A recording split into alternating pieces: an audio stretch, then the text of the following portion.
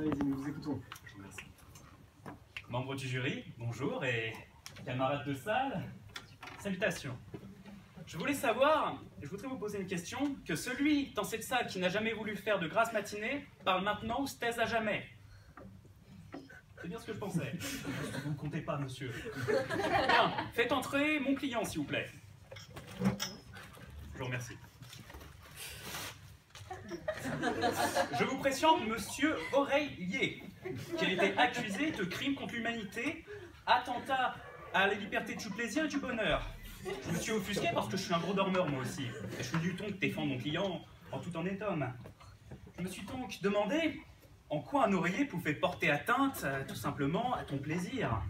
Ça semble illogique. Est-ce que la durée du sommeil avait un impact sur la jouissance des plaisirs de la vie? Je me suis demandé si la qualité prévalait oui ou non sur la quantité. Et suite à ça, j'ai entendu beaucoup de choses, beaucoup de citations. On m'a souvent répété qu'on avait le temps de faire moins les choses. Je trouve ça faux. J'ai aussi entendu une citation célèbre que l'avenir appartient à ceux qui se lèvent tôt. Ce sera peut-être votre phrase d'intro, cher contradicteur. Et je suis désolé, je ne suis pas d'accord. On m'a même affirmé que les grands hommes dormaient peu. Ah non, ça c'est faux, encore faux, archi faux. Je pourrais vous parler par exemple d'Albert Einstein, un physicien allemand qui dormait seulement 12 heures par jour, ou encore Napoléon Bonaparte. C'est vrai qu'il était réputé pour faire des nuits assez courtes, et qu'il en profitait pour rédiger ses plans de bataille. Mais c'est aussi cet homme-là, et je ne voudrais pas manquer de respect aux législateurs de notre code civil, ce serait ironique pour un juriste en plus. Mais c'est cet homme-là qui se dormait pendant que ces hommes se faisaient tuer sur le champ de bataille juste à côté. C'est véridique. Mais je pourrais aussi vous parler de Louis VI, alias Louis le Gros. Pourquoi le Gros? Parce que c'était un gros dormeur déjà, mais aussi parce que c'était un bon vivant et que ça se voyait à sa carrure. Mais néanmoins, il a considérablement augmenté le domaine royal au XIe siècle. Il n'a donc pas rien fait. Merci monsieur Stéphane Bern. Tout ça pour dire qu'un gros dormeur n'est pas quelqu'un qui perd son temps en fait. C'est quelqu'un qui au contraire apprécie les plaisirs que son oreiller peut lui donner. Un bon vivant, c'est un individu qui profite de la vie. C'est un épicurien en fait.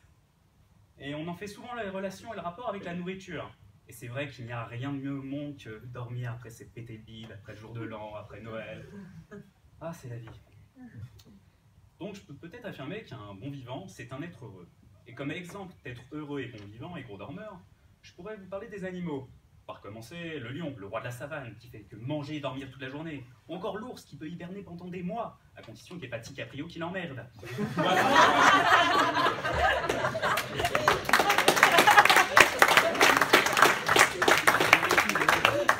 Ou alors, je pourrais parler d'animaux un peu plus proches de nous. Les chats, par exemple. Mon chat, je pars le matin, il dort. Je rentre le midi, il dort aussi. Je rentre le soir, il dort encore. Par contre, moi, quand j'essaye de dormir la nuit, il vient me piétiner la gueule pour avoir des croquettes. Mais cet animal est un génie, il a tout compris. C'est un gros dormeur et un bon vivant. Il ne pense qu'à dormir, manger, baiser, boire. Bref, je peux affirmer que les gros dormeurs sont de bons vivants. Mais c'est vrai que tout à l'heure, comme je l'ai dit, on m'a affirmé qu'on n'avait pas le temps de faire les choses. S'il y en a qui pensent ça, qu'on se mette d'accord, je ne parle pas en termes de quantité, mais de qualité de ce qu'on fait. L'importance, c'est de vivre ses rêves, c'est de se faire plaisir, c'est apprendre, c'est découvrir. Et la seule façon d'y arriver, c'est de dormir. Pourquoi? Parce que tout simplement, on a besoin d'énergie. C'est logique. Je pourrais aussi vous parler des piqûres dans le bras, mais la drogue, c'est mal, donc je n'en parlerai pas. Mais par contre, je pourrais vous parler de l'endorphine, cette sensation qu'on a après l'amour ou après avoir mangé du chocolat, du noir pour les puristes. Être un bon vivant, c'est être épicurien sur la durée. Ça demande un entraînement militaire, une volonté de faire, ça forge un corps. Regardez Gérard Depardieu, il s'est adapté. C'est l'œuvre d'une vie, c'est se vouer corps et âme à la recherche du plaisir. C'est comme un entraînement sportif. Et comme tout entraînement sportif, il faut du repos. Et comme les bons vivants font tout dans l'excès, il faut aussi beaucoup dormir. Pour conclure, un gros dormeur, c'est pas quelqu'un qui est le premier réveillé, ou le premier endormi, le dernier réveillé. Rien ne vous empêche d'échelonner votre sommeil au cours de la journée, comme le sait d'ailleurs Léonard de Vinci ou Albert Einstein. Non, je conclurai que peu importe le temps qu'il nous reste à vivre, qu'on soit jeune, qu'on soit vieux, qu'on soit moche, qu'on soit beau, qu'on soit une femme, qu'on soit un homme, peu importe, la vie vaut la peine d'être vécue avec tous ses plaisirs.